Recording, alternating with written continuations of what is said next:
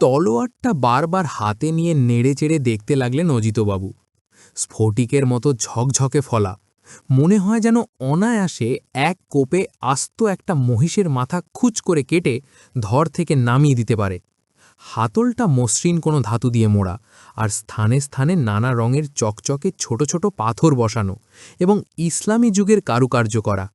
খাপটাও অত্যন্ত মনোমুগ্ধকর, প্রচুর রত্ন বসানো আর একই রকম কারুকার্য করা। তলোয়ারটা দেখেই চোখ চিকচিক করে ওঠে অজিতবাবুর। কোথা থেকে কিনলেন এটা? এ তো দুষ্প্রাপ্য জিনিস মশাই। দিল্লি থেকে। তবে দুষ্প্রাপ্য কিনা তা আমি ঠিক বলতে পারবো না, তাই তো আপনাকে দেখালুম। আমায় বলে কিনা এটা মুঘল যুগের তলোয়ার। চায়ের কাপটা নামিয়ে রেখে বললেন প্রশান্তবাবু। দেখে তো তাই মনে হচ্ছে হে, যে ধরনের কারুকার্য দেখছি তা তো মুঘল যুগের বলেই ঠাউর হচ্ছে। তবে ফলাটা দেখে আমার কেমন সন্দেহ হয়। এত বছর আগের, অথচ এমন দাগহীন, মোর্চেহীন, ঝকঝকে আছে যেন এখনও নিত্য ব্যবহৃত হয় এই তলোয়ার। ও হয়তো বেচার জন্য ওরাই পালিশ টালিশ করে রেখেছে। হবে হয়তো। তা আপনি এটা পেলেন কোথায়?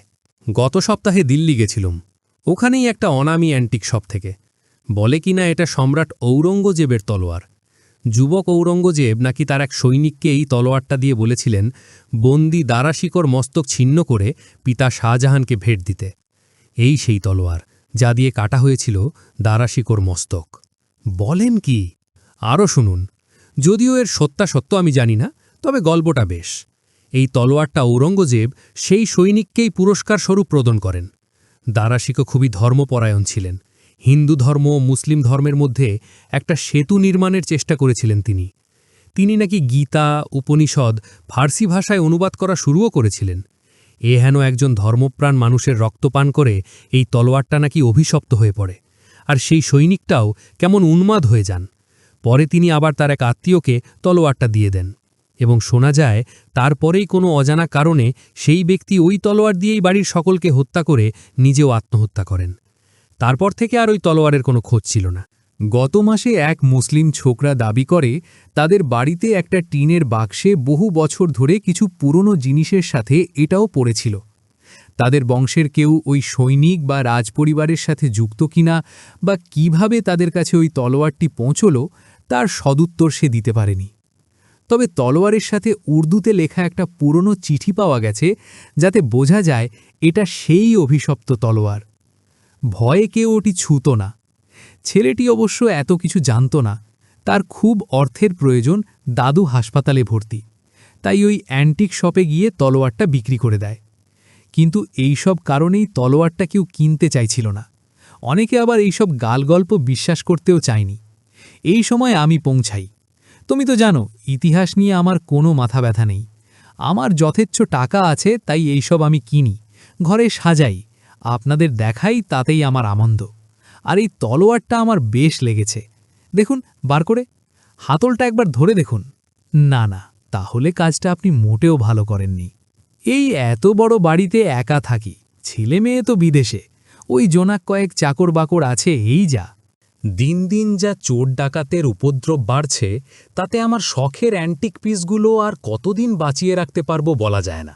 তাই এই রকম একটা অস্ত্র হাতের কাছে থাকাটা মন্দ কি, বলে হাসতে লাগলেন প্রশান্তবাবু। অজিতবাবু তলোয়ারটা ময়ান থেকে বার করে এক নিমিষে বেশ কায়দা করে তুলে ধরলেন। আপনি তো দেখছি অসিচালনায় বেশ পারদর্শী মশাই। অজিতবাবু কোনো কিছু উত্তর না দিয়ে মন্ত্রমুগ্ধের মতো নিজের চেয়ার ছেড়ে উঠে বার কয়েক শূন্যে তলোয়ারটা ঘুরিয়ে এগিয়ে যেতে লাগলেন প্রশান্তবাবুর দিকে। প্রশান্তবাবু কিছু বুঝে ওঠার আগেই অজিতবাবু তলোয়ার উঁচু করলেন আর এক কোপ বসাতে গেলেন প্রশান্তবাবুর ঘাড়ে। প্রশান্তবাবু প্রাণ বাঁচাতে চেয়ার থেকে লাফিয়ে পড়লেন। অজিতবাবু সাথে সাথে হো হো করে হেসে উঠলেন। কোন উজবুকে আপনাকে কি বুঝিয়ে দিল আর আপনিও সেটা বিশ্বাস করে নিলেন? ধন্যী মশাই আপনি।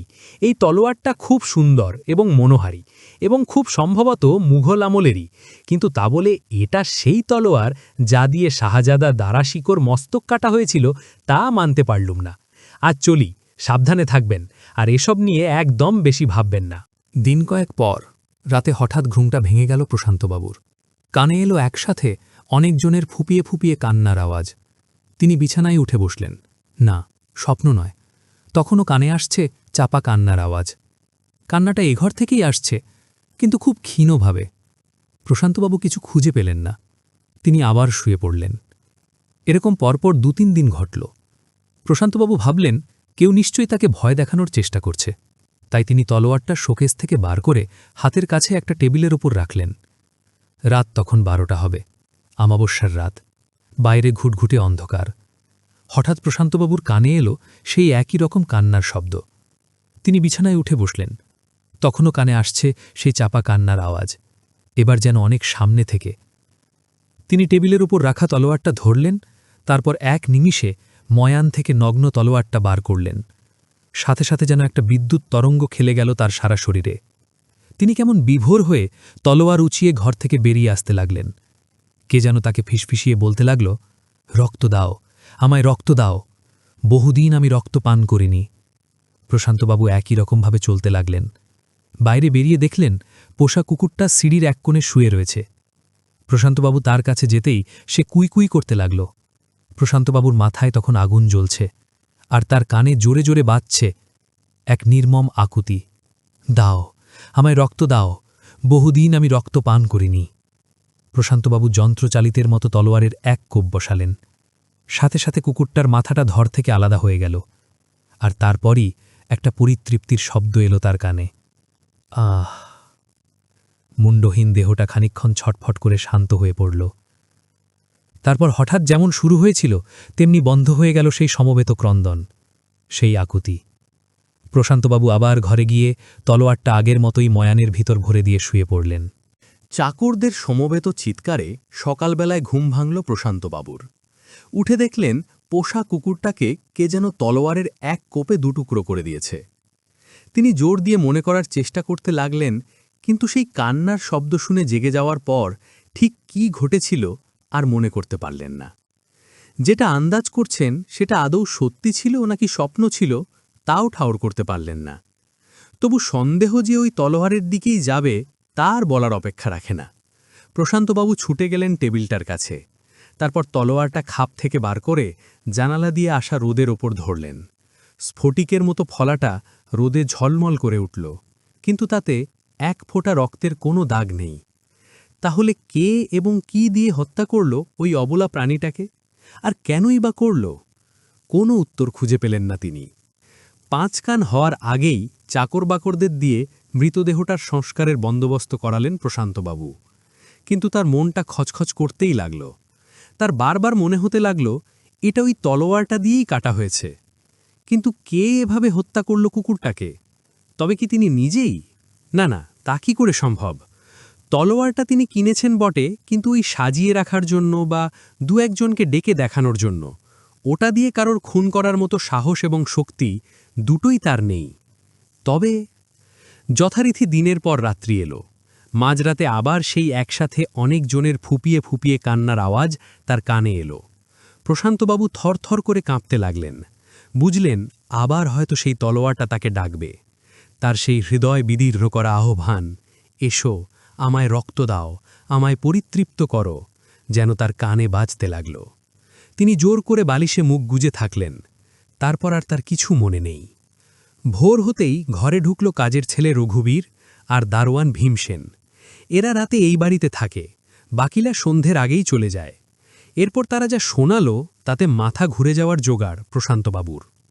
প্রশান্তবাবু মাঝরাতে তলোয়ারটা নিয়ে সিঁড়ি বেয়ে নিচে নামেন। ভীমসেন তখন একটু বাথরুমে গেছিল। এই ফাঁকে তিনি বাইরের গেট খুলে বেরিয়ে যেতে থাকেন। ভীমসেন প্রশান্তবাবুকে পিছু থেকে হাঁক দেয়, কিন্তু তিনি উন্মত্তের মতো তলোয়ারটা হাতে নিয়ে বাইরে বেরিয়ে পড়েন। তারপর রাস্তার ওপর ইতস্তত ঘোরাঘুরি করতে করতে হঠাৎ রাস্তার পাশে শুয়ে থাকা ঘুমন্ত অন্ধ ভিখারিটার সামনে গিয়ে দাঁড়ান। তারপর নিমেষে তার গলায় এক কোপ বসান। সাথে সাথে তার মাথা ধর থেকে আলাদা হয়ে যায়।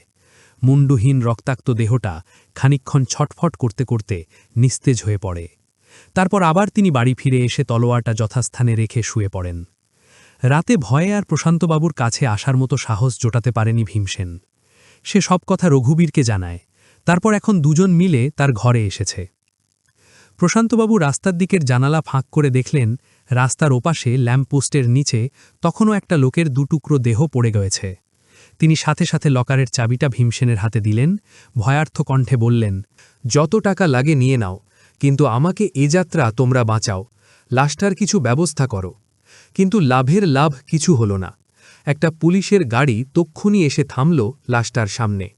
যেহেতু ওখান থেকে প্রশান্তবাবুর বাড়িটাই সবচেয়ে সামনে আর আশেপাশে বিশেষ কোনো বাড়ি নেই, তাই অবধারিতভাবে প্রথম টোকাটা তার বাড়িতেই পড়ল।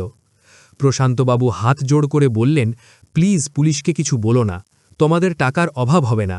হায় ভগবান, কি কুক্ষণে যে এই অভিশপ্ত তলোয়ারটা কিনেছিলাম। তাই হল। রঘুবীর আর ভীমসেন পুলিশকে কিছু জানালে না। তবে কথায় আছে পুলিশের চোখ।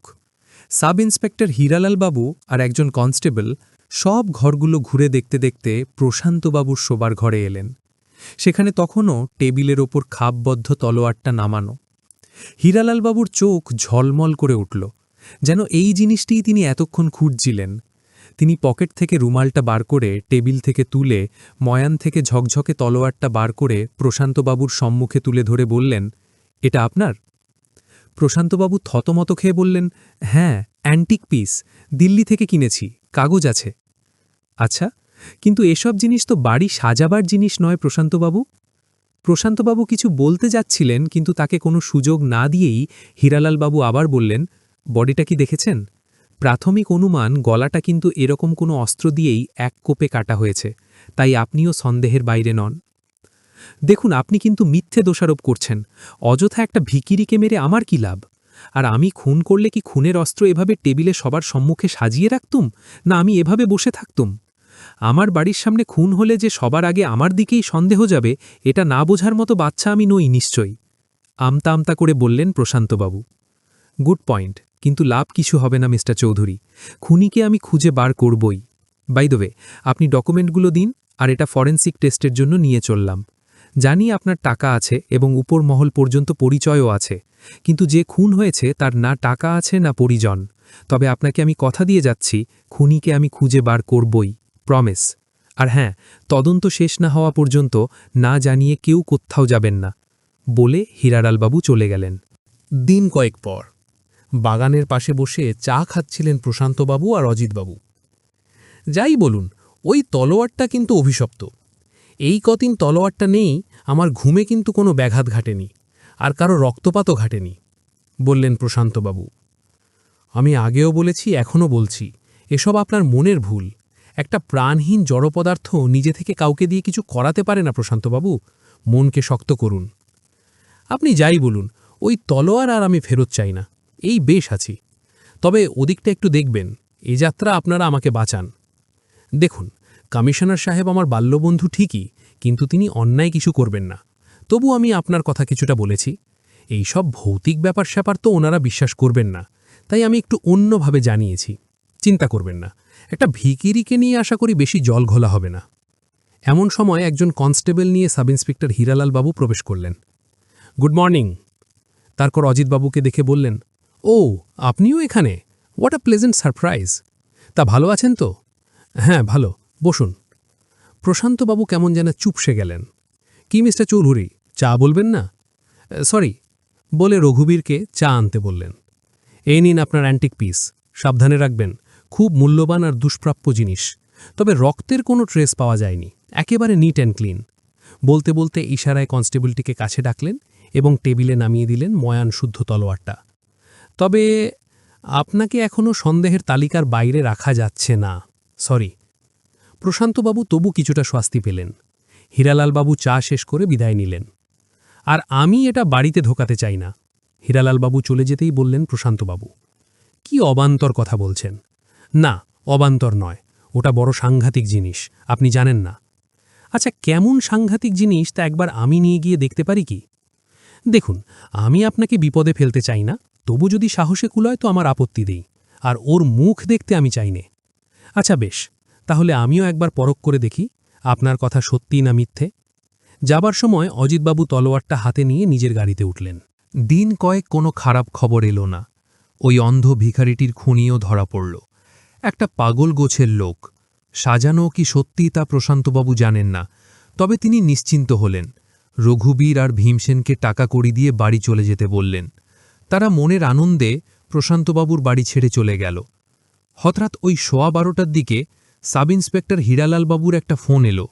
নমস্কার, খবর নিশ্চয়ই শুনেছেন, খুনি ধরা পড়েছে, এবার আপনারা ফ্রি।